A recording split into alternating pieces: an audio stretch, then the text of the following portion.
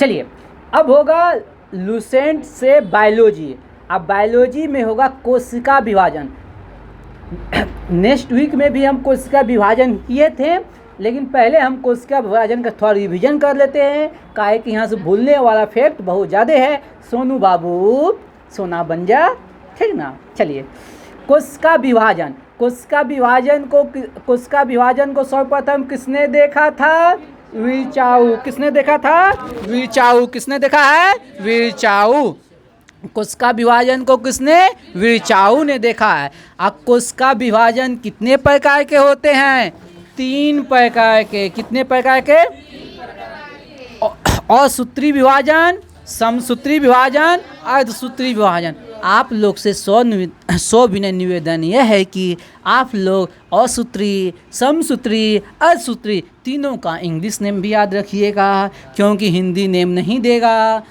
कभी कभी हिंदी नाम ना दे के यहाँ इंग्लिश नेम दे देगा। तो असूत्री विभाजन को कहते हैं एमिटोसिस। क्या कहते हैं? एमिटोसिस। जब बस यही एगो है, एमिटोसिस। अब यहाँ एग्जाम में कैसे जानिएगा? ओ से असूत्री, ए से ओ का ये होता है ना, बस यहाँ से निकाल लीजिएगा, ठीक ना।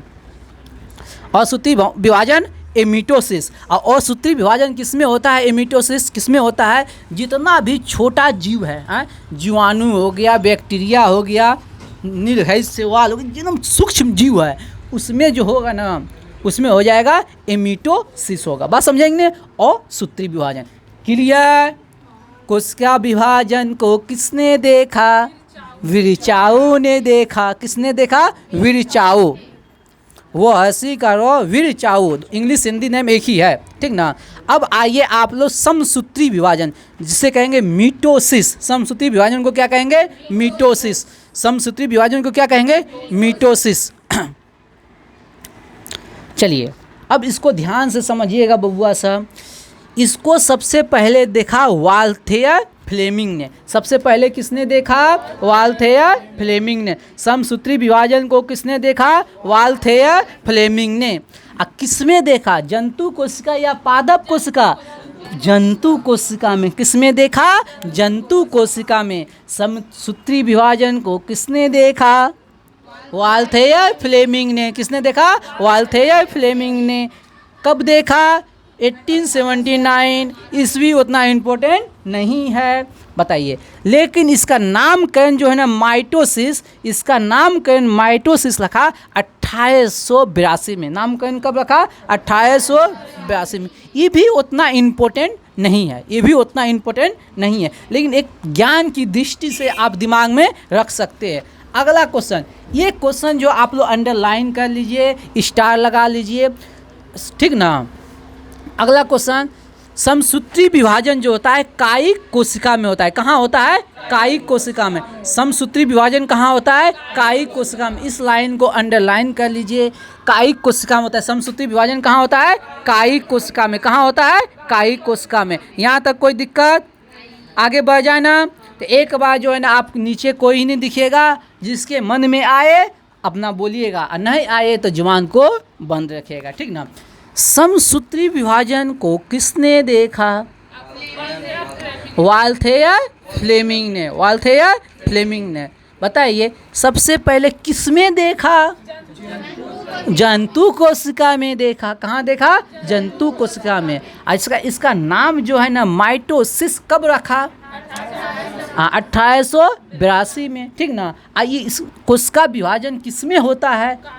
कायिक कोशिका में। कहाँ होता है? कायिक कोशिका में। देखिए कितना कम टाइम में आप लोग को मेमोरी में बैठ गया। अब आगे बढ़ते हैं, ठीक ना। लेकिन एक क्वेश्चन और है यहाँ, अच्छा क्वेश्चन है। कोशिका जो विभाजन होता है उसे एक जनन कोशिका से 2 संतति कोशिका का निर्माण होता है। एक जनन कोशिका से 2 संतति कोशिका का निर्माण होता है। एक कोशिका है, सुनिए पहले ऐसा समझिए। मान लीजिए ये मेरा उंगली जीव है, ये मेरा उंगली जीव है, इसका विभाजन हुआ तो एगो इधर नया जीव निकल गया, एगो इधर नया जीव निकल गया। कोगो जीव का निर्माण हुआ? 2 जीव का। कितने जीव का? 2 जीव का। तो कोशिका विभाजन, एक जनन कोशिका से 2 संतति कोशिका का निर्माण होता है। बस समसूत्री विभाजन में एक जनन कोशिका से 2 संतति कोशिका का निर्माण होता है। लेकिन दोनों कोशिका में गुणसूत्रों की संख्या समान होती है। दोनों कोशिका में गुणसूत्रों की संख्या समान। गुरुजी ऊपर जा रहा है, ऊपर जा रहा है। बाउंस होने लगा ना, बाउंस होने लगा ना, राइट ना। चलिए अब क्रिस्टल क्लियर कीजिए। देखिए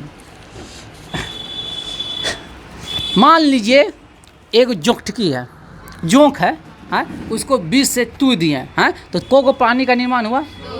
कितना प्राणी का निर्माण हुआ? 2। पहले एगो था, उसको काट दिए तो को बन गया, 2 गो जोंक बन गया।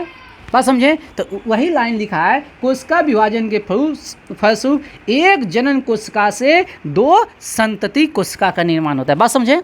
एक शरीर है, इससे को शरीर बन गया, एक शरीर से को शरीर बना, यहाँ तक क्रिस्टल क्लियर हो गया।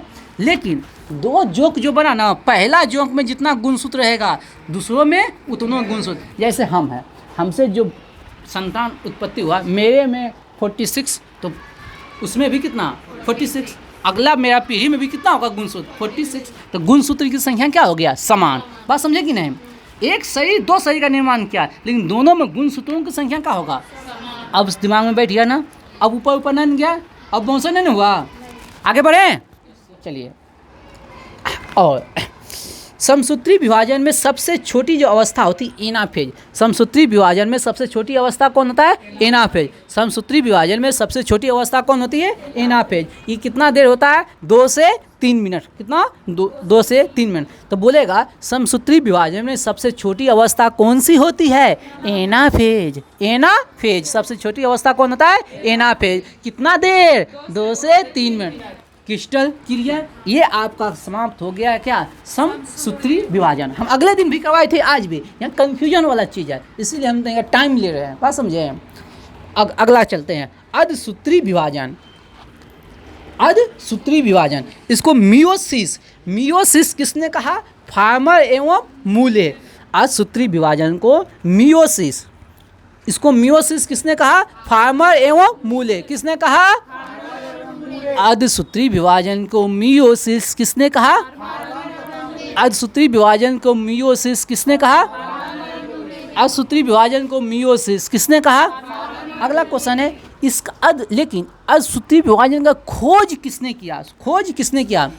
वीजमैन। अर्धसूत्री विभाजन की खोज किसने किया? वीजमैन। अर्धसूत्री विभाजन का खोज किसने किया? वीजमैन। अर्धसूत्री विभाजन का खोज, अर्धसूत्री विभाजन का खोज, अर्धसूत्री विभाजन का खोज, अर्धसूत्री विभाजन का खोज। आप लोग जुटिए और आराम से प्रेम से बर्तन मांजते रहिए, खाना बनाते रहिए, लगा दीजिएगा मैं वीडियो, और हम याद करवा देंगे आपको कठिन से कठिन चीज़। इसके लिए टेंशन फ्री रहिएगा, ठीक ना? हम नहीं कह रहे हैं, स्पेशल हमको टाइम दीजिए, अपना काम धाम करते हुए ही हमको सुनते रहिए, ठीक? चलिए बताइएगा, विस्तृत अर्धसूत्री विभाजन का विस्तृत अध्ययन किसने किया? अर्धसूत्री विभाजन का विस्तृत अध्ययन किसने किया? स्टार्सबर्ग। कौन? स्टार्सबर्ग। स्टार्सबर्गर ऐसे है, हाँ, स्टार्सबर्गर। किसने किया? स्टार्सबर्गर ने। अर्धसूत्री विभाजन का विस्तृत अध्ययन किसने किया? स्टार्सबर्गर। स्टार्सबर्गर, स्टार्सबर्गर, ठीक ना? लेकिन अगला क्वेश्चन जो है, सबसे लंबी अवस्था, सुनिए पहले, समसूत्री विभाजन की सबसे छोटी अवस्था कौन है? एनाफेज, ठीक ना? समसूत्री विभाजन की सबसे छोटी अवस्था कौन है? एनाफेज। लेकिन अर्धसूत्री विभाजन की सबसे लंबी अवस्था कौन है? प्रोफेज। सबसे लंबी अवस्था कौन है? प्रोफेज। सबसे लंबी अवस्था कौन है? प्रोफेज। सबसे लंबी अवस्था कौन है? समसूत्री विभाजन कहाँ हुआ था? कायिक कोशिका में। कहाँ हुआ था? कायिक कोशिका में। लेकिन अर्धसूत्री विभाजन होता है जनन कोशिका में। अर्धसूत्री विभाजन कहाँ होता है? जनन कोशिका में। समसूत्री विभाजन कहाँ होता है? कायिक कोशिका में। कहाँ होता है? कायिक कोशिका में। अर्धसूत्री विभाजन कहाँ होता है? जनन कोशिका में। एकदम सिंपल सा क्वेश्चन पूछता है, एकदम हेडिंग से क्वेश्चन पूछेगा और आप फंस जाइएगा, ठीक ना? चलिए अब इसकी जो है 4-5 गो अवस्था है जो कि थोड़ा सा उल्टा पलटा है, तो उसको हम देख लेते हैं। अब आप लोग रखिएगा वहाँ से पेन, लेप्टोटीन रखिए, बुक लेप्टोटीन, लेप्टोटीन में रखिए आप लोग, कलम निकालिए, लेप्टोटीन, हाँ लेप्टोटीन रखिए, निकालिए। देखिए गुणसूत्र जो है ना उलझा हुआ धागा की तरह दिखाई देता है। गुणसूत्र उलझे हुए धागे की तरह दिखाई देता है, जिसको कहते हैं हम लोग क्रोमोनीमेटा, जिसको कहते हैं क्रोमोनीमेटा, क्या कहते हैं? क्रोमोनीमेटा। गुणसूत्र उलझे हुए धागे की तरह दिखाई देता है, जिसको क्या कहते हैं? क्रोमोनीमेटा। क्या कहते हैं? क्रोमोनीमेटा। ये अवस्था कहाँ होता है? ये अवस्था होता है लेप्टोटीन में।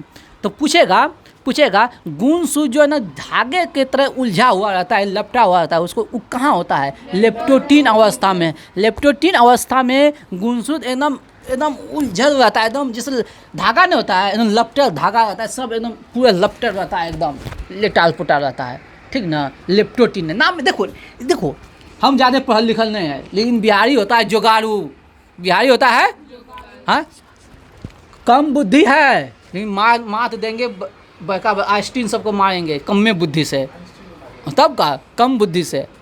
बिहारी का यही तो है, ये है बस। समझे?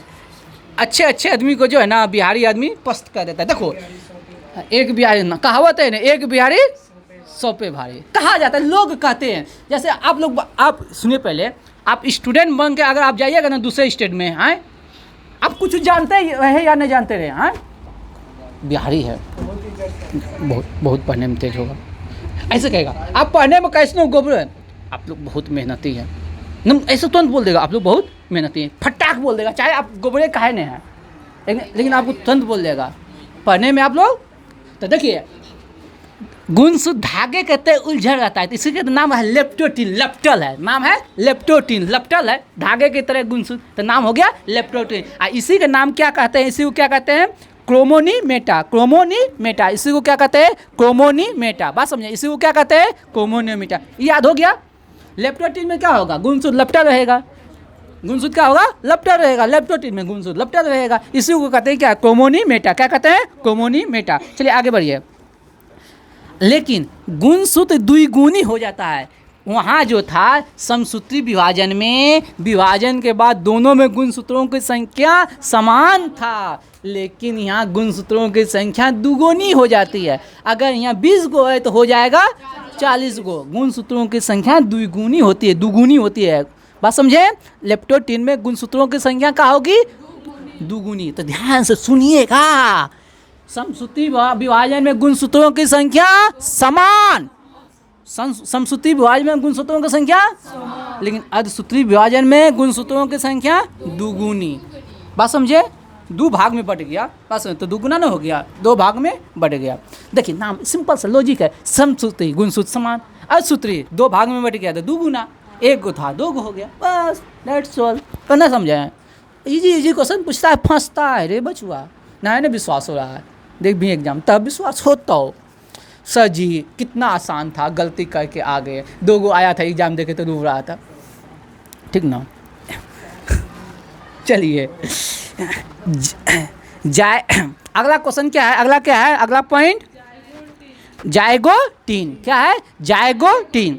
तो देखिए क्या कहता है जाइगोटीन में, समजात गुणसूत्र एक साथ होकर जोड़े बनाते हैं।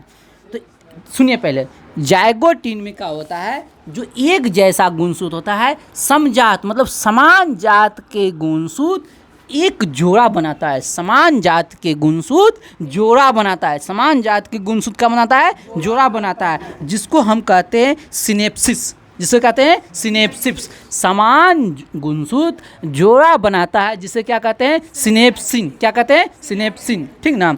इस अवस्था किस अवस्था में बनाता है? जाइगोटीन में। किस अवस्था में बनाता है? जाइगोटीन में। किस अवस्था में बनाता है? जाइगोटीन में। तो जाइगोटीन में क्या होता है? समान गुण, हे रे की करही,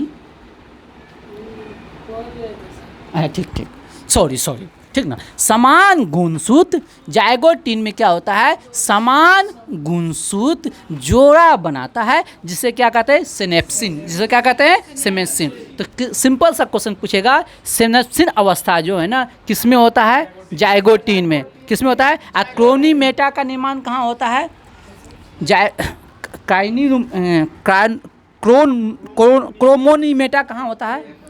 हाँ, नेप्टोटीन में। कहाँ होता है? नेप्टोटीन में। यही क्वेश्चन पूछेगा, और क्या पूछेगा? चलिए आगे बढ़िए। अगला नाम है पेक्रीटीन। अगला नाम है पेक्रीटीन। देखिए नाम से हम पकड़ेंगे क्वेश्चन को। पेक्रिटीन, तो पैकिंग होगा, पेक्रिटीन में क्या होगा, पैकिंग होगा। और जब कोई भी चीज़ पैकिंग होगा, हाँ, कोई भी चीज़ पैकिंग होगा तो क्या होगा, छोटा होगा। कोई भी सामान में बिखरा है उसको पैकिंग करेंगे, क्या होगा, छोटा होगा। तो देखिएगा, उसको पढ़िएगा, पेक्रिटीन को प्रत्येक जोड़े गुणसूत्र छोटे और मोटे होते हैं, छोटे और, देखिएगा कोई भी चीज़ को हम अथी करेंगे, समेटेंगे, मोड़ेंगे तो वो क्या होगा, छोटा, लेकिन हो जाएगा मोटा नहीं होगा। जैसे बेड है, हैं, इसको समेटेंगे तो ये हो जाएगा छोटा, लेकिन वो हो जाएगा मोटा। सिंपल सा है, बायोलॉजी थोड़ी ना, ये लॉजिक है, ठीक ना। पेक्रिटीन में क्या होता है, प्रत्येक जोड़ा गुणसूत्र में छोटे और मोटे हो जाते हैं। अब देखिए यहाँ जो है ना विभाजन होगा, यहाँ क्या होगा, द्विज का प्रत्येक सदस्य विभाजित होकर 2 गुणसूत्र बनाएंगे। यहाँ क्या होगा, पेक्रिटीन में क्या होगा, विभाजन होगा, पेक्रिटीन में क्या होगा, विभाजन होगा। तो देखो समझो पेक्रिटीन से क्या क्या क्वेश्चन पूछेगा, 2 समान गुणसूत्र, 2 समजात गुणसूत्र के एक दूसरे से 4 क्रोमेटिड बनेंगे। कितने क्रोमेटिड बनेंगे, 4। तो 2 गुणसूत्र से कितने क्रोमेटिड, 4। विभाजन 1 से 2, तो 2 से कितना बनेगा, 4। यानी कि पेक्रिटीन में क्या होता है, पेक्रिटीन में क्या होता है, यहाँ विभाजन होता है। क्या होता है, विभाजन। तो 2 गुणसूत्र मिलके को कितने क्रोमेटिड बनाता है, 4। 2 गुणसूत्र से 4 क्रोमेटिड बनाता है। 2 गुणसूत्र से कितने, 4 क्रोमेटिड बनाता है। 2 गुणसूत्र से 4 क्रोमेटिड बनाता है, ठीक ना। लेकिन अगला क्वेश्चन को क्वेश्चन ओवर सिंपल, अब रुक जाइए, बुक नहीं देखिएगा, बुक नहीं देखिएगा। क्रॉसिंग ओवर, क्रॉसिंग ओवर बोलेगा, क्रॉसिंग ओवर किस अवस्था में होता है, तो पेक्रिटीन में। क्रॉसिंग ओवर किस अवस्था में होता है, पेक्रिटीन में। क्रॉसिंग ओवर किस अवस्था में होगा, क्या, पैकिटीन, पेक्रिटीन, पैकिटीन, हाँ पैकिटीन बोलो, पैकिटीन में, ठीक ना। पैकिंग, पैकी से बना पैकिटीन, ठीक ना, पैकिंग करना, उसी के नाम पर रखा है, ठीक ना। तो क्रॉसिंग ओवर जो होता है किस में होता है, पेक्रिटीन में होता है। किस में होता है, पेक्रिटीन में होता है, या पेक्रिटीन जो बोलना है बोलिए, पेक्रिटीन में होता है, ठीक ना। क्रॉसिंग ओवर किस में होता है, पेक्रिटीन में होता है, ठीक ना। आगे बढ़े हम। लेकिन और एक क्वेश्चन पूछता है, जीन विनिमय, जीन विनिमय, जीन विनिमय ये भी किस पे होता है, पेक्रिटीन में, जीन विनिमय। अब देखिए ऐसे समझिए, लॉजिक समझिए, फंस जाइएगा। अगर हम सामान पैक कर रहे हैं काहे के लिए, बलम गेल परदेश, जब बलम परदेश जाएगा तभी ना सामान पैक करेगा, हाँ। पैक सामान कब होगा, जब आप परदेश जाइएगा तब ना, हाँ। तो जीन विनिमय, जीन विनिमय मतलब क्या होता है, आदान प्रदान। विनिमय मतलब क्या होगा, एक जगह से दूसरे जगह। कॉमर्स के साथ, कॉमर्स से ही हम आपको बता रहे हैं, विनिमय नहीं पढ़े हैं, हाँ। टेड पढ़े हैं ना, तो टेड विनिमय शब्द के साथ एक जगह से दूसरे जाना। जो पैकिंग होगा तभी नहीं जाएगा, आपसे ना कहते सामान पैकिंग करो चलेंगे, बस समझे। तो जीन विनिमय कहाँ होता है, पेक्रिटीन में। ये सब बता रहे हैं ताकि आपको ऑप्शन छांटने में आसानी मिले। जीन विनिमय कहाँ होगा, पेक्रिटीन में। जीन विनिमय कहाँ होगा, पेक्रिटीन में। जीन विनिमय कहाँ होगा, बायोलॉजी को आसान बना दे रहे हैं भैया शब्द को, हाँ। कोशिश कर रहे हैं, एक प्रयास है, बने या ना बने, बस समझे। चलिए क्वेश्चन ओवर हमेशा नॉन स्टिक पर होता है, नॉन स्टीयर क्रोमेटिड के बीच होता है। क्वेश्चन ओवर हमेशा नॉन स्टीयर क्रोमेटिड के बीच होता है। क्वेश्चन ओवर हमेशा नॉन स्टीयर क्रोमेटिड के बीच होता है, ठीक ना। देख लीजिएगा इसके अगला आइए, डिप्लोटीन। अगला आइए, डिप्लोटीन। क्राइएमाटा का निर्माण होता है। इसमें डिप्लोटीन में क्राइएमाटा का निर्माण होता है। डिप्लोटीन में क्राइएमाटा का निर्माण होता है। डिप्लोटीन में किसका निर्माण होता है, क्राइएमाटा का निर्माण होता है।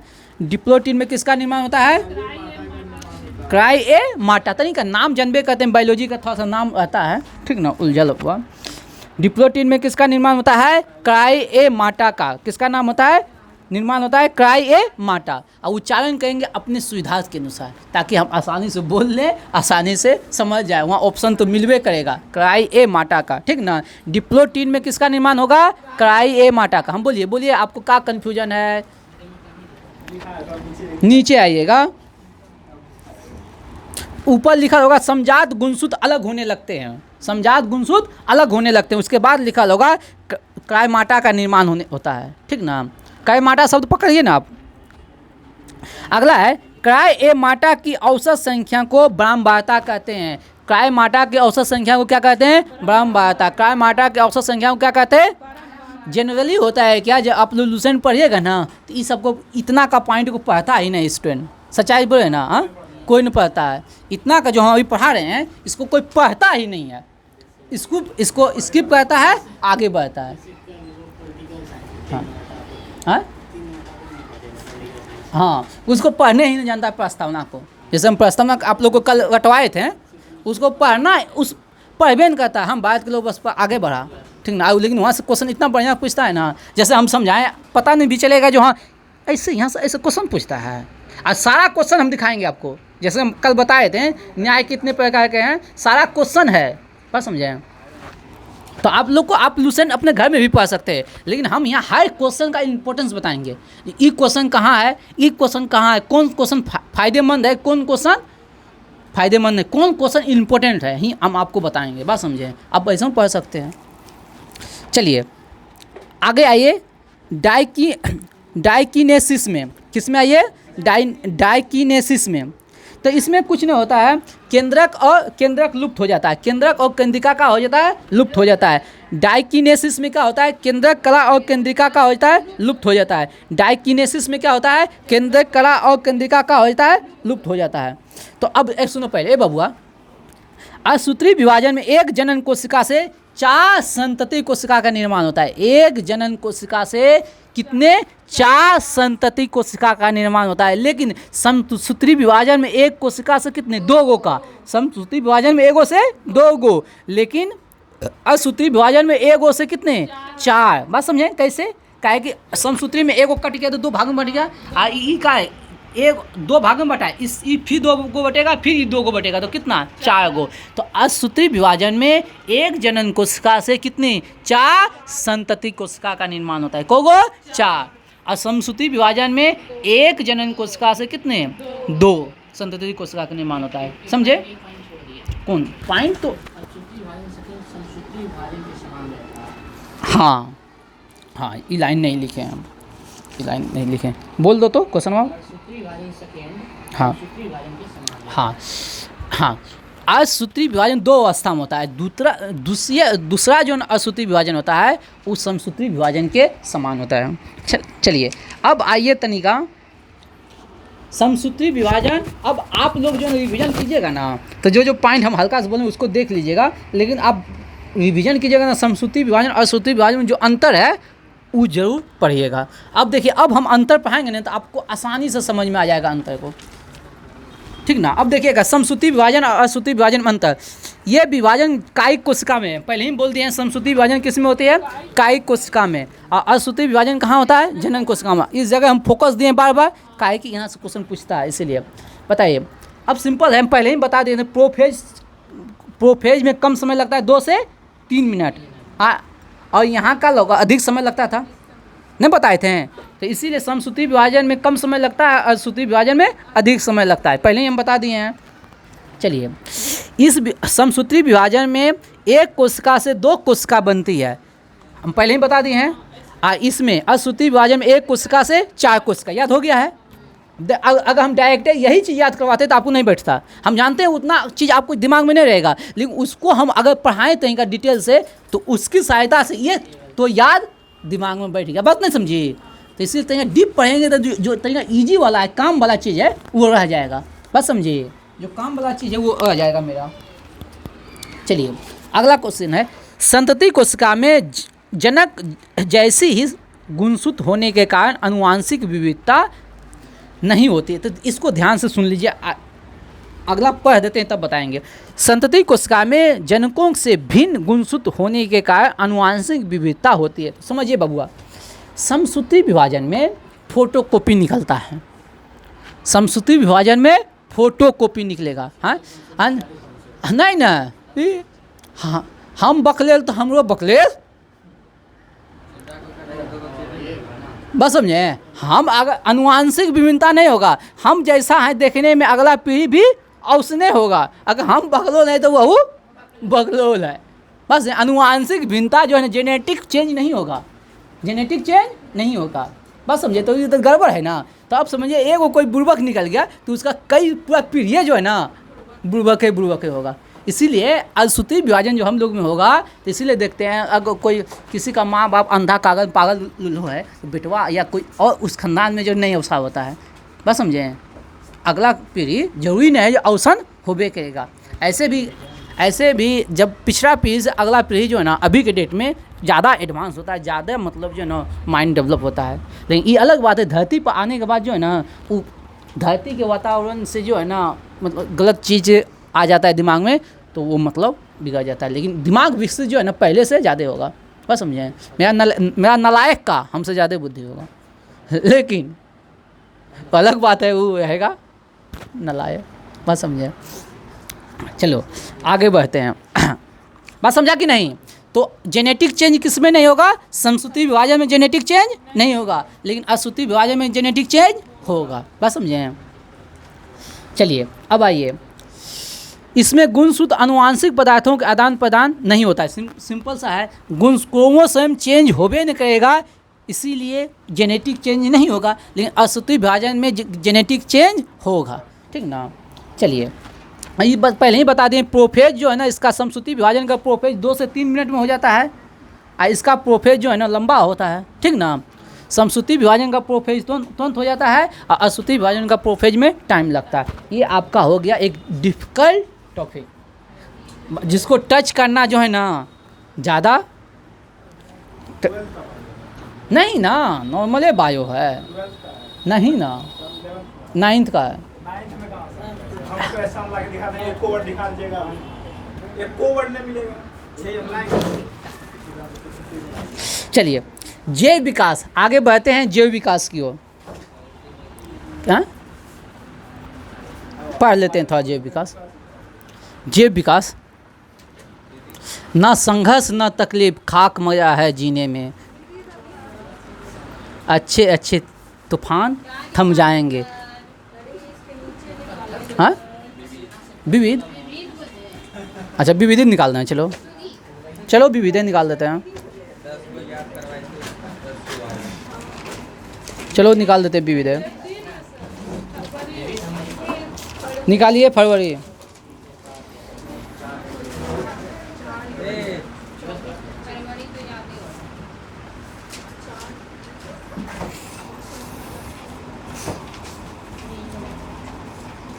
क्या बोल रहे थे ना, शायरिया तुम तो आधे में अथी हो गया, अटका दिया शायरिया का। शायरी नहीं बोल रहे थे, आधे में तुम अटका दिया, विविध विविध करने लगा। चलो बोल देंगे बीच में, बताओ। चलो फरवरी, विश्व कैंसर दिवस 4 फरवरी, विश्व कैंसर दिवस, गुलाब दिवस, वैलेंटाइन डे, अंतर्राष्ट्रीय मातृभाषा दिवस। हाँ याद रखिएगा, अंतर्राष्ट्रीय मातृभाषा दिवस 21 फरवरी, अंतर्राष्ट्रीय मातृभाषा दिवस 21 फरवरी, अंतर्राष्ट्रीय मातृभाषा दिवस 21 फरवरी। केंद्रीय उत्पाद शुल्क दिवस 24 फरवरी, केंद्रीय उत्पाद शुल्क दिवस 24 फरवरी, केंद्रीय उत्पाद शुल्क दिवस 24 फरवरी। राष्ट्रीय विज्ञान दिवस 28 फरवरी, राष्ट्रीय विज्ञान दिवस 28 फरवरी। चलिए निकालिए। हाँ शोध संसाधन, चलो इसको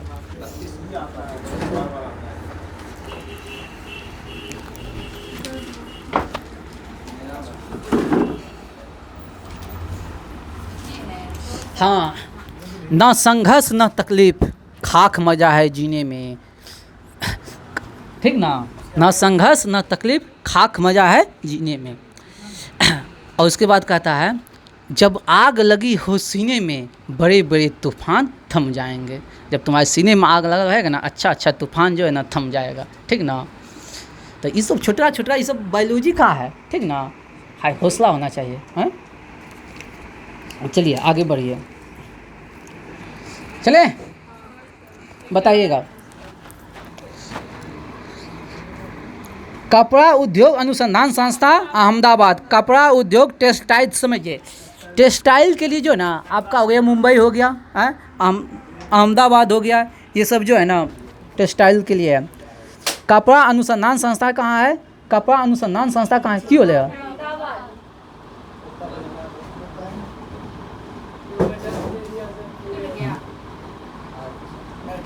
चलो, कपड़ा अनुसंधान केंद्र कहाँ है? अहमदाबाद। चलिए आगे बढ़ते हैं। कपड़ा उद्योग अनुसंधान केंद्र कहाँ है? अहमदाबाद। राष्ट्रीय प्रतिरोधक विज्ञान संस्था, तो एक दिन क्वेश्चन आया था आप लोग को सेट में, वो क्वेश्चन था आप लोग का कौन सा? हम औषधि वाला, लखनऊ क्वेश्चन नंबर 7 जो है ना आप लोग के सेट में आया था, केंद्रीय औषधि अनुसंधान संस्था। इस पर हम क्लास नहीं लिए थे आप लोग को, ठीक ना। केंद्रीय औषधि अनुसंधान संस्था कहाँ है? लखनऊ। चलिए आगे बढ़ते हैं। राष्ट्रीय प्रतिरोधक विज्ञान संस्था, नई दिल्ली।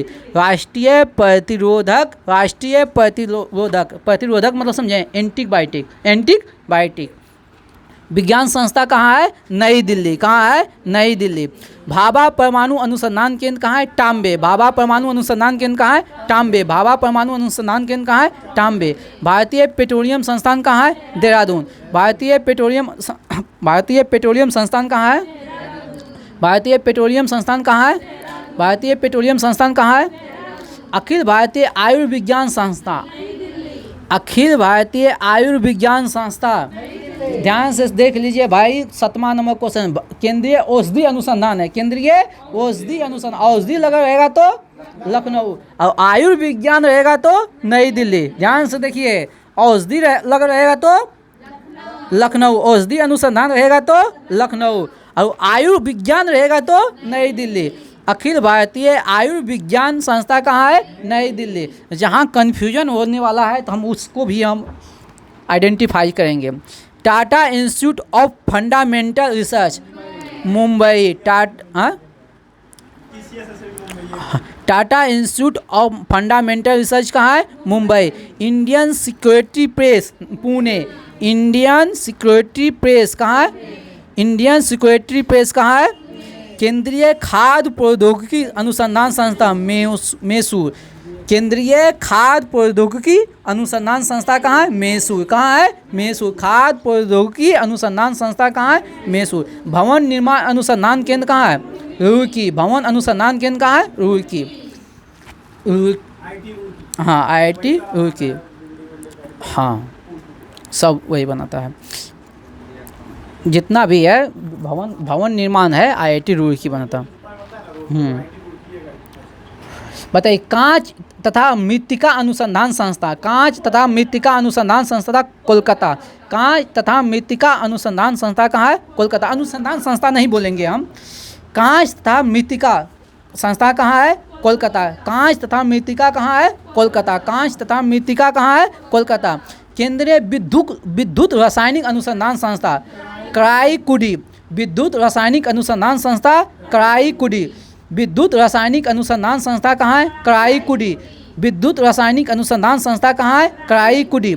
और यांत्रिक इंजीनियरिंग अनुसंधान संस्थान, दुर्गापुर। यांत्रिक इंजीनियरिंग अनुसंधान संस्था कहाँ है? दुर्गापुर। यांत्रिक इंजीनियरिंग अनुसंधान संस्था कहाँ है? दुर्गापुर।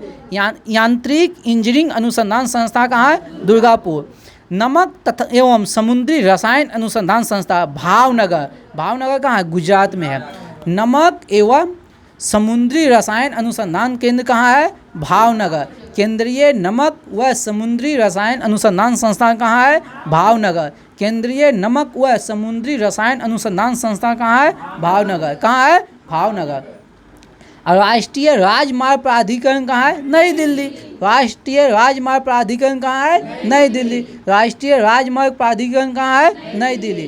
राष्ट्रीय भूभौतिकी अनुसंधान संस्था कहाँ है? हैदराबाद। राष्ट्रीय भूभौतिकी अनुसंधान संस्था कहाँ है? हैदराबाद। हाँ, चलिए चलते हैं। कितना हुआ? 34, 40वां टाइम। चलते हैं, यहीं पे विराम देते हैं। जय हिंद, जय भारत।